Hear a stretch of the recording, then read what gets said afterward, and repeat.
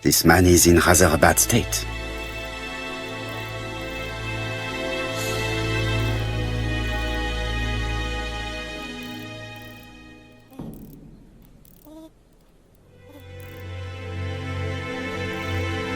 This man has been fighting and he smells of alcohol.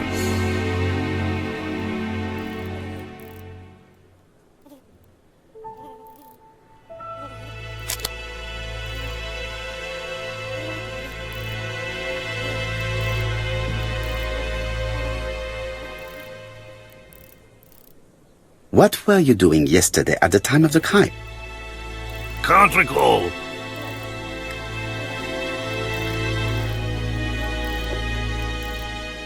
Come on, my friend. Try to remember. It is important.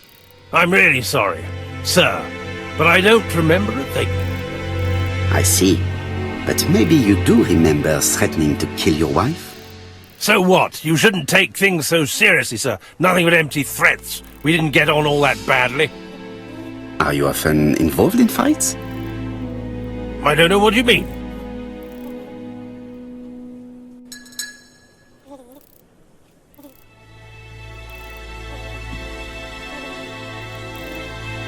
Asher, look me in the eye and tell me that you were in a fight. I'm looking. No, I wasn't in a fight. You are right. Looking at the state of you, you did not defend yourself. So someone gave you a good beating. A beating? No way. All right, he tore my coat and gave me a black eye. You see the state of him? Very interesting. Who is the other that you struck? Probably best if I tell you everything. Yesterday afternoon I met Roderick Tanner. We'd bet on a dog fight together. An illegal bet, naturally. Yes, sir. Our dog won. Roderick got the money, but he refused to give me my share.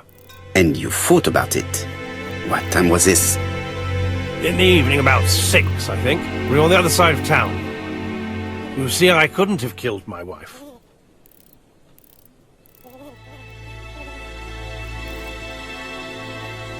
Asher's alibi appears to be confirmed. All the same, I'm going to call and check that he did have a fight with this Tanner on the afternoon of the murder. You can never trust this sort of chap. One thing is certain, Asher was a ruffian who used to beat his wife. But he's not very educated. It certainly was not him who wrote the letter signed ABC. Let's resume, Hastings. We know the murderer pretended to be a customer. He did not kill her for money, that appears to be certain. I agree with you on that point. And the murderer left an ABC guide as a signature. Therefore, it's likely he wrote the letter. Indeed, but that doesn't explain why and how he did it. You are quite right. Why he did it is a mystery. But as for how he did it, we do know enough to try and reconstruct the events.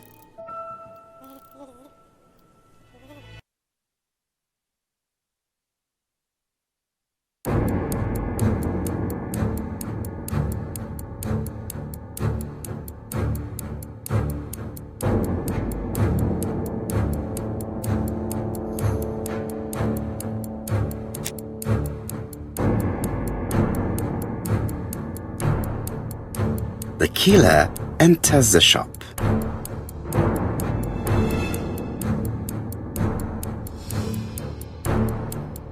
Mrs. Asher turns around to greet a customer.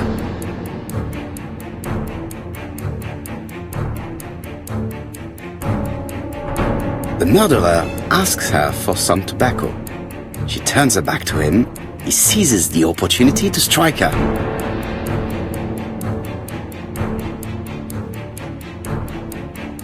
He then places the ABC upside down before leaving. Everything appears to match the crime scene, mon cher Hastings. That is exactly what happened.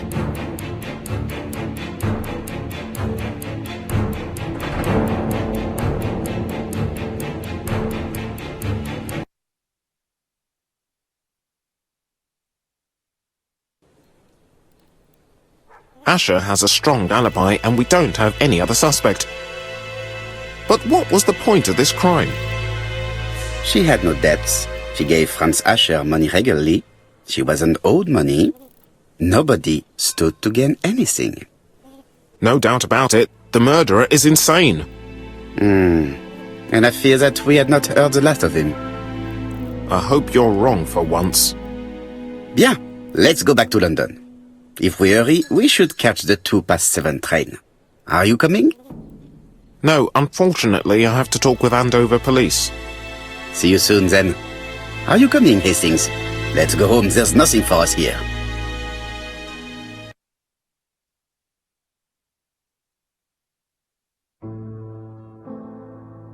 Well, do you have any idea about the killer's identity? The crime was committed by a man of medium height, with red hair and suspicious eyes. He has a slight limp on the right foot, and a wart just below his shoulder blade. Poirot! Mon ami, what do you want? You fix upon me a look of dog-like devotion and demand of me a pronouncement à la Sherlock Holmes. Now for the truth. I do not know what the murderer looks like, nor where he lives, nor how to set hands upon him. What shall we do, then? Nothing. Nothing? Do not be so impatient, Hastings. The killer will manifest himself soon enough. I thought I heard the postman. Maybe there's some news. I will go and see.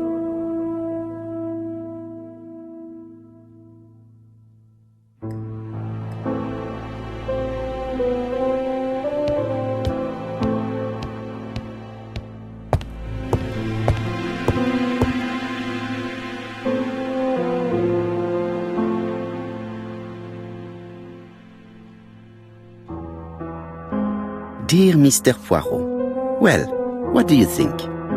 I believe that I won this round. The Andover affair went like clockwork, don't you feel? But the fun has only just started. I would like to draw your attention to Bexhill-on-Sea on the 25th of this month. We're having a crazy time. Best wishes, ABC.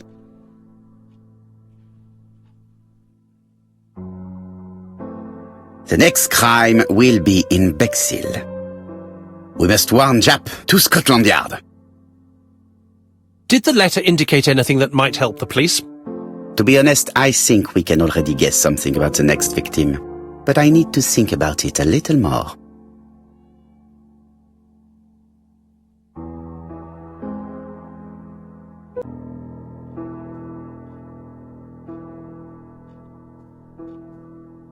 Let us examine this more closely.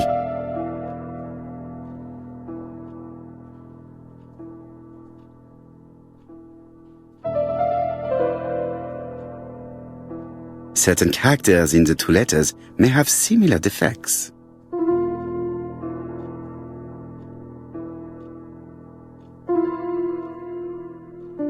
Yes, this I is weird.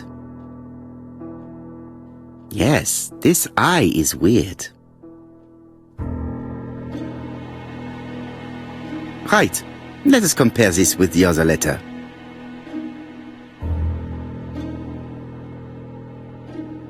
Yes, the I characters in the two letters do indeed have the same defects. I have to find some other similar defects to confirm my theory.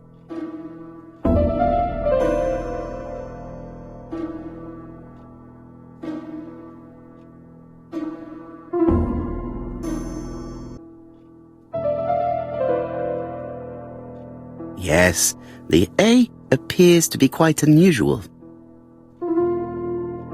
Right, let us...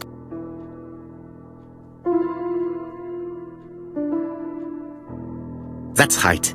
The A characters in the two letters do indeed have the same defects. I have to find some other similar defects to confirm my theory.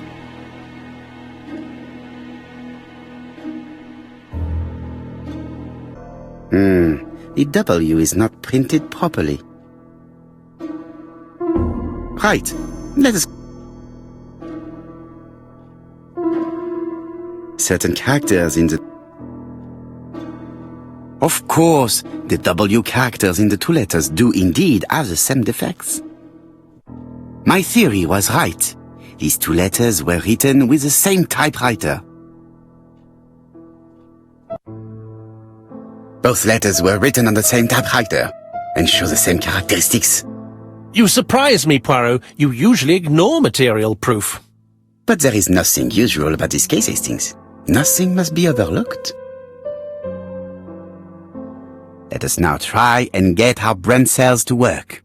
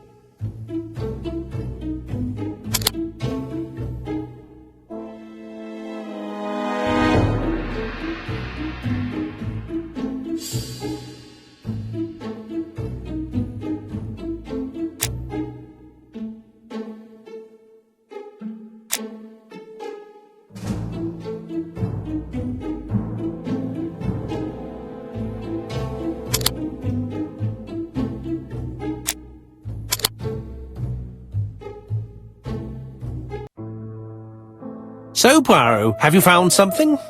Oui, I believe so. But I am afraid it is not enough to stop the murderer.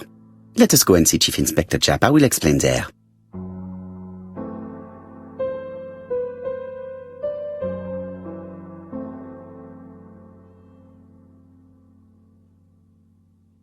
Daily Flicker, June the 22nd, 1935. Battle over control of bank system. What will the government do for money? Andover, murder of a tobacconist.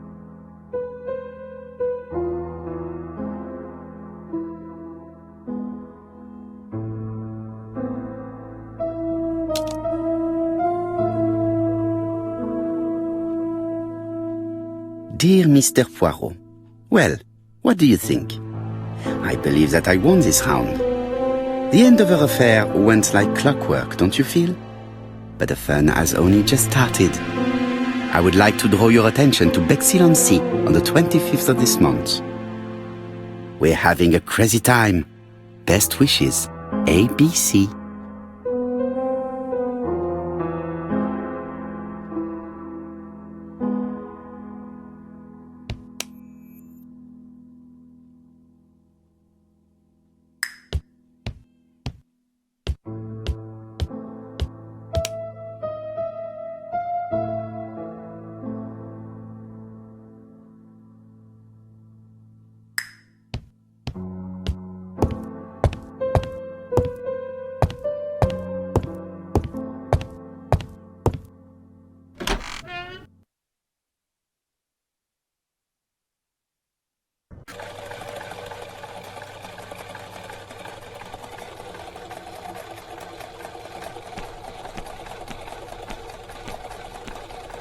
To Scotland Yard, please.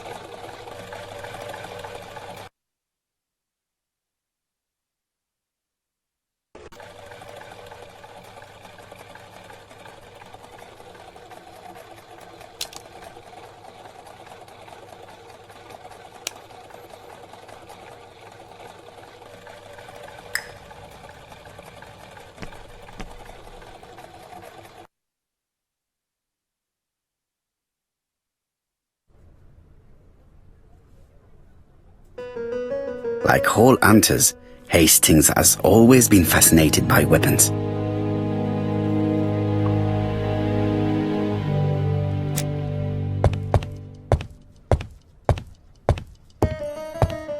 Don't be so impatient, Poirot. You're getting preferential treatment. I've refused all other visits today.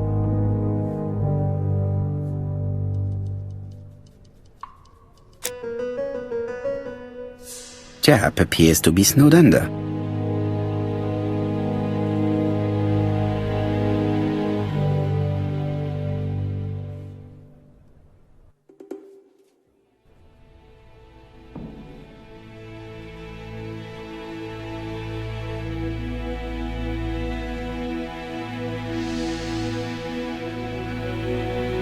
Japp appears to already be overloaded with work. My news is not going to improve matters.